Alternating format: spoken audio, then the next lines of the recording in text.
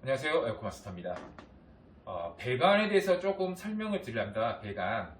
이번 영상은 배관에 대해서 좀 설명을 드리려는데, 배관 종류나 이런 거는 제가 유튜브로 올려놨습니다. 올려놨는데, 주의점을 좀 더 강조해야 할 배관이 있습니다. 그때도 약간 강조를 했지만, 조금 더 강조를 하려고 하는데, 주의점은요. 우리가 에어컨 설치하는 배관은 크게 나누면 세 가지 배관이 있습니다. 세 가지 배관이 있는데, 첫 번째, 동배관. 동배관에서도 주름관이 있고 그냥 일반 직관도 있고 그다음에 롤관도 있습니다. 어쨌든 동배관. 두 번째 배관은 알루미늄 코팅 배관. 그러니까 아주 일체형입니다. 알루미늄 코팅 배관이 있습니다. 이거는 스마트 링크를 쓰기 위해서 있는 거고요. 그 다음에 알루미늄, 이게 동 알루미늄 접합 배관이 있습니다. 이 세 가지 배관이 있는데 이 세 가지 배관 중에 동 알루미늄 접합 배관에 약간 주의사항이 있습니다. 그 주의사항을 조금 상세하게 남기도록 영상을 찍는데요.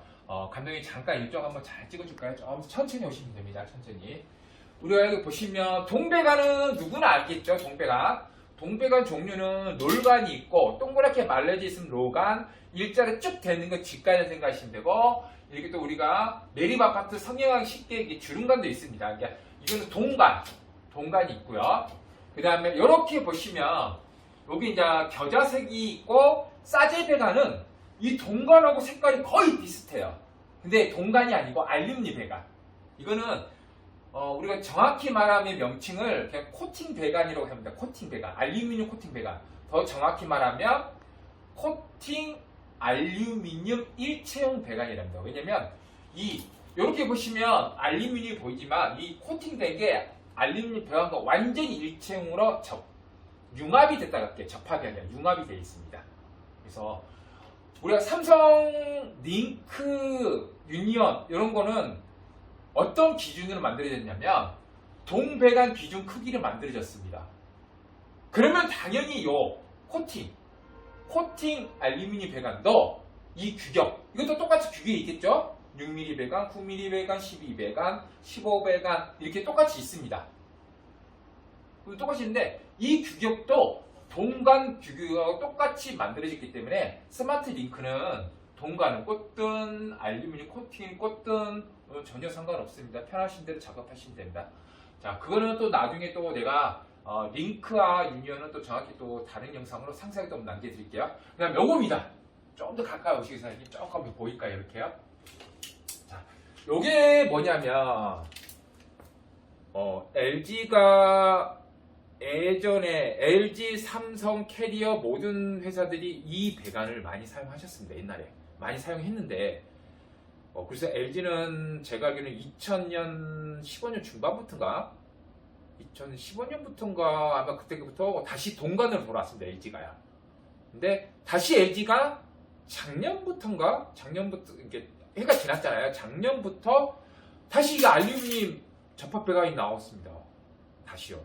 캐리어는 원래 알루미늄 접합제가 계속 나오고 있었고요. 그러니까 이 알루미늄 접합 배관이 의외로 많이 나옵니다. 캐리어, 위니아 이렇게. 위니아도 이제 바뀐 게 있지만 하여튼 또 의외로 많이 사용합니다. 기사들이요. 이 접합 배관이요. 이 접합 배관에 대해서 설명을 드리겠는데요. 이 접합 배관, 왜 접합 배관이라고 설명 예전에 드렸죠. 여기 보시면 동배관이 이만큼 있고 뭐가 이만큼 약간 더 굵어요. 이만큼 있고 빨간색으로 가 있습니다. 이렇게 보면 이게 뭐냐면 동하고 이 알루미늄 배관을 접합을 해놨습니다. 금속 본드로 접합입니다. 용접이 되어 있는 게 아닙니다. 이 부위 좀 조심할 부분이 있어서 설명을 드릴 건데요. 여기서 피복을 벗겨보면 이렇게 벗겨집니다. 이렇게 벗겨지면 보시면 완전 알루미늄이죠. 완전 알루미늄. 자, 이렇게 되어 있습니다. 완전 알루미늄인데 요거에 대해서 좀 설명을 드릴게요. 요거에 대해서 설명을 드리는데 우리가 이 동하고 알루미늄하고 이 접합되어 있는 부분을 조심해야 됩니다. 우리가 접합이라는 말을 쓰는 게 뭘까요? 아까 본드로, 금속 본드로 한다고 했잖아요. 용접이 아니고 금속 본드입니다. 금속 본드를 하기 때문에 여기를 좀 조심해야 될 거를 한 두 가지만 설명드릴게요. 이쪽으로 올까요? 자, 여기 보시면 지금은 이렇게 다 싸져서 나오는 경우가 많습니다. 제가 1분만 이렇게 싸놨거든요. 1분만 싸놔서 어떤 분들은 여기만 보면은 동관인 줄 알지만 동관이 아니에요. 여기 접합부가 이 안에 있습니다. 이게 요즘에는 자재사양 가더라도 이 알루미늄 접합배관이 굉장히 편하게 나와 있습니다. 왜요? 사라도 다 나와져 있고 그리고 단열재까지 고조합 세트로 다 싸져 있습니다. 이렇게요. 싸져 있기 때문에 현장에서 그 메다수마다 다 나오거든요. 메다수마다 5m, 뭐 8m, 10m 메다수마다 다 나오기 때문에 작업하기가 너무 편해서 현장에서 의외로 많이 사용합니다. 많이 사용하지만 조심할 부분만 설명드리겠습니다. 물론 이 배관을 많이 사용하신 분들한테는 충분히 알고 있지만은 아직 경험이 적으신 분들은 굉장히 도움이 되고 또 우리 여기서 교육받고 나가신 분들도 잘 잊어요. 잘 있기 때문에 다시 되새김할 수 있도록 유튜브를 남기겠습니다. 그래서 배관이 고압을 빼놓고 하나하나 설명드리면 우리가 이렇게 단열재가 싸져 있으면 실내라든가 조인할 때 보면 길이 맞춰서 자를 때 나도 모르게 짧게 잘라버린 경우가 있습니다. 이 배관을 맞춘다고 그러시면 안 돼요. 너무 짧게 잘라버리면 왜냐? 여기만 좀 가깝게 보여드릴까요? 여기만 이렇게 가깝게. 자, 보이시면 여기를 찢어보시면 이렇게가 되어 있습니다. 단열 찢어보면 접합 부위가 있습니다. 접합 부위가. 이 접합 부위를 제일 조심할 게 뭐냐면 우리가 너무 가까이 잘라버리면 조인할 때도요. 동관이 약간 뒤틀리면서 약간 돌게 됩니다. 그러면 뒤틀린 힘이 여기에 가할 수가 있습니다. 그렇다고 100% 문제가 되지 않지만 간혹 문제가 발생됩니다. 이쪽 부위에. 됐으면 이 접합 부위, 요 정도죠. 접합 부위. 유성, 요 접합 부위 좀. 요 정도입니다. 지금 현재 요 정도의 접합 부위에는 됐으면 많은 그러니까 급 밴딩과 용접할 때 열과 아니면은 너무 짧게 동간 너무 짧게 잘라서 잡아가게 되면 조인하게 되면 약간의 뒤틀림 힘이 이쪽으로 발생됐습니다. 그걸 최대한 그런 거를 안 주는 게 여기에 그런 부하를 주지 않는 게 좋습니다. 그런 부하를 좋다고 100% 세는 건 아닙니다. 하지만 간혹 잘못된 경우가 의외로 많이 나오기 때문에 하나하나 설명드리겠습니다. 첫 번째 조인할 때 커팅을 너무 짧게 하시면 안 됩니다. 최소한 10cm 이상은 돼야 됩니다. 여기서 접합 부위 좀 벗어난 부위에서 약간 10cm. 그래서 뒤틀린 힘이 여기서 소화가 시켜줘야 됩니다. 여기서요. 두 번째는 뭐냐면 용접할 때입니다. 용접할 때.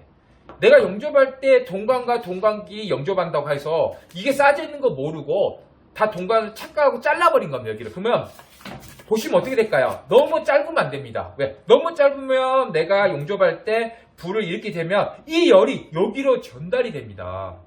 그래서 너무 짧으면 안 된다. 혹시나 이렇게 용접할 때 이게 좀 가깝든 약간 멀리 있든 어쨌든 이 정도에서 하든 무조건 열은 발생해서 이쪽으로 전달이 됩니다. 그러면 저희는 버릇처럼 이렇게 동 알루미늄 접합 배관을 용접할 때는요, 버릇처럼 어떻게 하냐면 이 접합 부위에 열이 가지 않도록 젖은 화장지로 이렇게 감싸 놓습니다. 미리 그 전에 접합 부위 앞에다가 미리 이렇게 감싸 놓는데 이렇게 하고 붙여 놓습니다. 이렇게 접합 부위 앞에서. 그러면 내가 여기를 이렇게 이게 이 용접하는 경우는 그거죠. 배관이 연장이 됐을 때 더 길게 해야 되기 때문에 여기서 용접하는 경우가 생깁니다. 그러니까 여기서 용접할 때 열이 여기서 젖은 화장지에서 다 소화시키게 하면 됩니다.